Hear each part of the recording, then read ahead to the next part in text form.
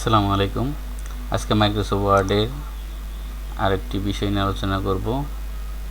সেটা হচ্ছে কিভাবে একটা পিকচারের উপরে দিয়ে লেখা যায়।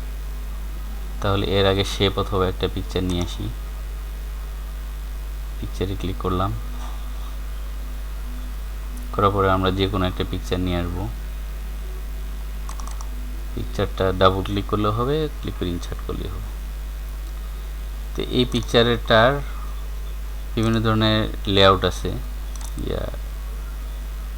বিভিন্ন ধরনের আপনার পজিশন আছে। পিকচারের উপরে ক্লিক করে আপনি রাইট বাটনে ক্লিক করেন, ক্লিক করে এই যে র্যাপ টেক্সট, বিভিন্ন ধরনের র্যাপিং আছে। এটা যদি আপনি বিহাইন্ড টেক্সট দেন, বিহাইন্ড টেক্সট দিলে তাহলে মানে লেখাটা উপরে চলে আসবে, পিকচারটা নিচে যাবে।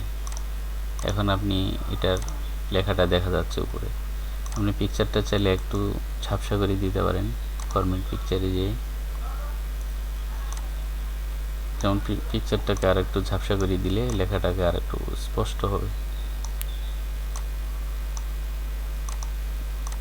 যতটুকু প্রয়োজন আপনি পিকচারটাকে কন্ট্রাস্ট লাইট বাড়াই দিলে দেখেন আপনাদের লেখাটাকে উপরে আসছে, পিকচারটা নিচে চলে গেছে। এভাবে আপনি এটাকে যদি আবার উপরে নিয়ে আসতে চান, আবার রাইট বাটনে ক্লিক করে র্যাপ টেক্সটে যায় ইন ফ্রন্ট অফ টেক্সট দিতে পারেন।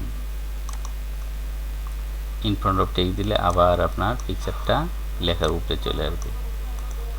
এখানে আরও অপশন আছে, আপনারা ক্লিক করলে যেমন স্কোয়ার চারদিকে লেখা আসবে। পিকচারটা যদি ছোটো হয় তাহলে বোঝা যাবে। পিকচারটাকে আমরা টেনে ছোটো করে নিই, রাইট বাটনে ক্লিক করি, র্যাপ টেক্সটে আমরা যেমন স্কোয়ারে গেলাম, স্কোয়ার সিলেক্ট করার পরে চারপাশে লেখা, মাঝখানে পিকচার, এরকম সিস্টেমও করা যাবে। আবার এখানে টাইট, থ্রো বিভিন্ন অপশন আছে। আপনি যেটাতে ক্লিক করেন সেই অপশন অনুসারে আপনার ডিজাইনটা তৈরি হয়ে যাবে।